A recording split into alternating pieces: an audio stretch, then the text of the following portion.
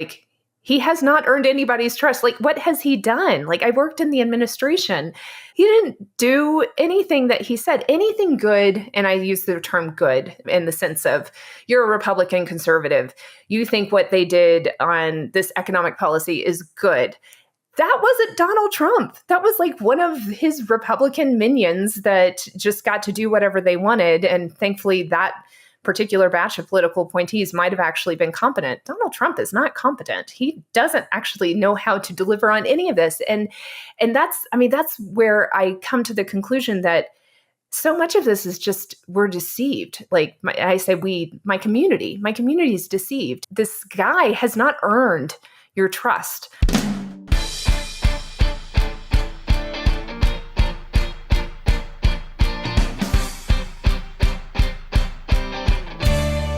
Hello, and welcome to the Politics Girl podcast. I'm your host, Lee McGowan. Let's get into it.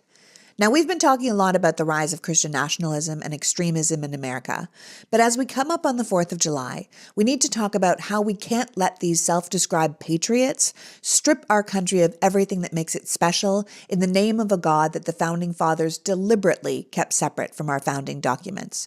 To be clear, the framers didn't include religious stipulations like there shall be no religious tests for any office or public trust in the Constitution, or follow it up with including no law representing an establishment of religion or permitting the free exercise thereof in the Bill of Rights because they were a bunch of atheists, but mostly because they were men of faith. The framers included these statements because they believed in what Thomas Jefferson referred to as the separation of church and state.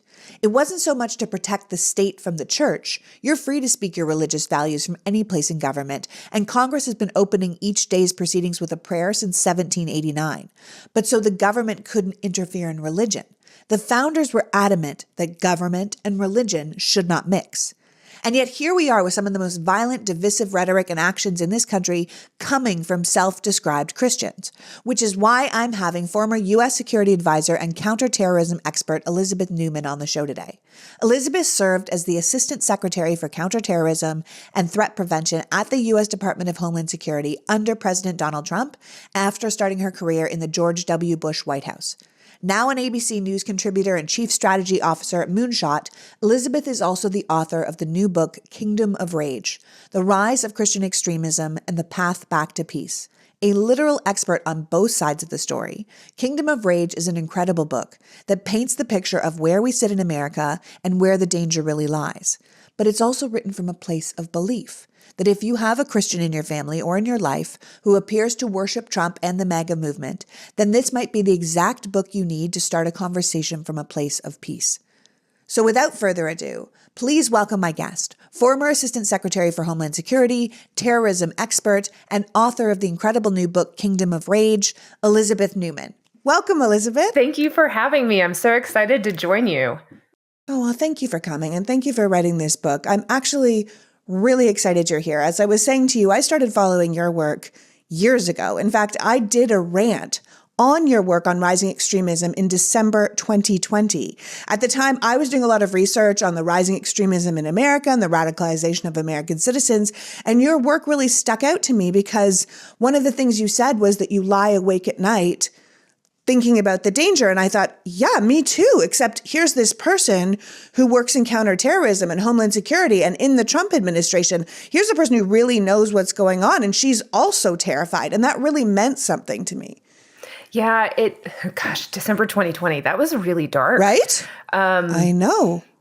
I think it was dark because we were actually seeing the growth of what eventually manifested on January 6th. But there were those moments of protest, and do you remember the Jericho March that happened in December of 2020? This was like a bunch of MAGA and Christians came together and they marched around Washington. I don't know if they actually marched around Washington, but they said that they were going to march around Washington praying like the Israelites did for the Battle of Jericho. So there was like all of this rhetoric of war, of spiritual battle. And it started to go, okay, so this is not just white supremacism. This isn't just militia. Because if you go back to February of 2020, when I was talking to Congress. That's what I was worried about. I was worried about lone actors, and I was worried about just this growing metastasizing threat of domestic violent extremists in very traditional categories.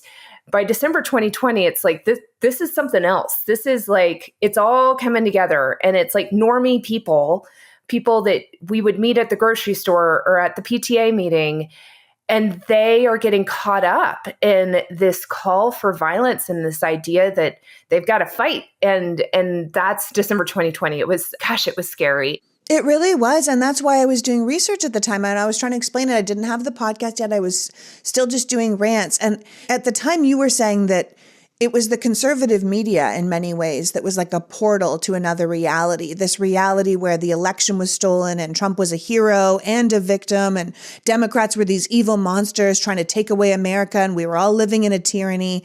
And you said that people had fallen down a rabbit hole and become radicalized in their thoughts. And unless we helped, and you used the term break the deception, the country was going to become increasingly difficult to operate. And then I think, well, look where we are now, right? Like, you were entirely right.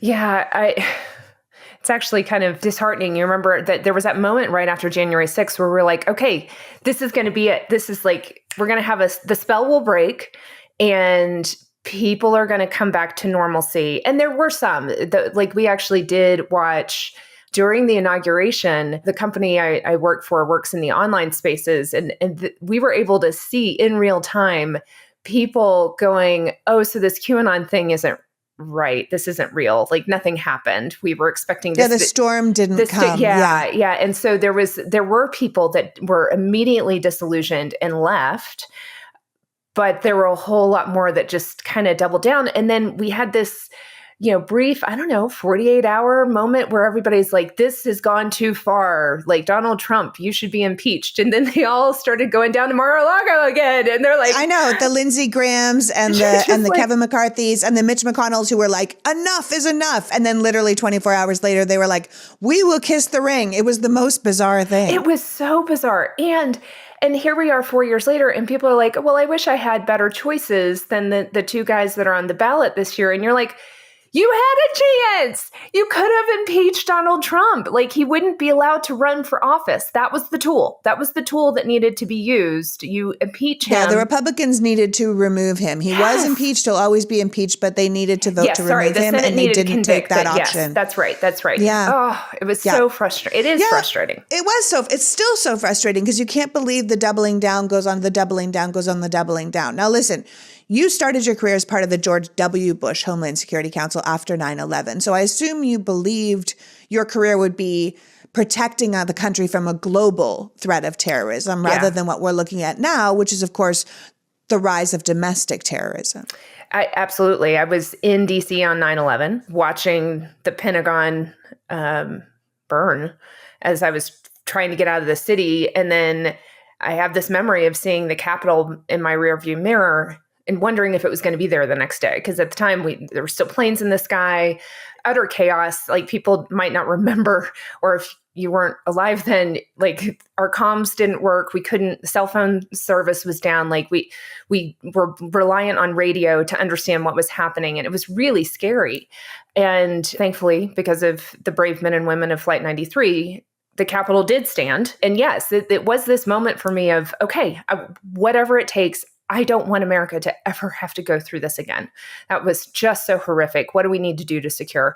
And whatever small part I could play, that's what I wanted to do. And then flash forward 20 years later, January 6th not only was, sad for other reasons, but as a security person, you're like, oh, we failed. Like, we failed. We somehow have managed to protect from another 9/11 style attack, that devastation in terms of the size and scale and number of people that were killed. But we failed to see the threat from within. I mean, it was an intelligence failure, but not because the intelligence wasn't there. It was because we refused to see the intelligence. We refused to understand what it meant. That really was a gut punch. January 6th is not 9/11, but people did die. A lot of people were injured. A number of people can no longer work in the careers, their law enforcement careers anymore because of what happened on that day. But it's also it's a psychological scar for us, right? Like, something broke. All of a sudden, the idea that the way to get what you want politically is to just fight physically. That something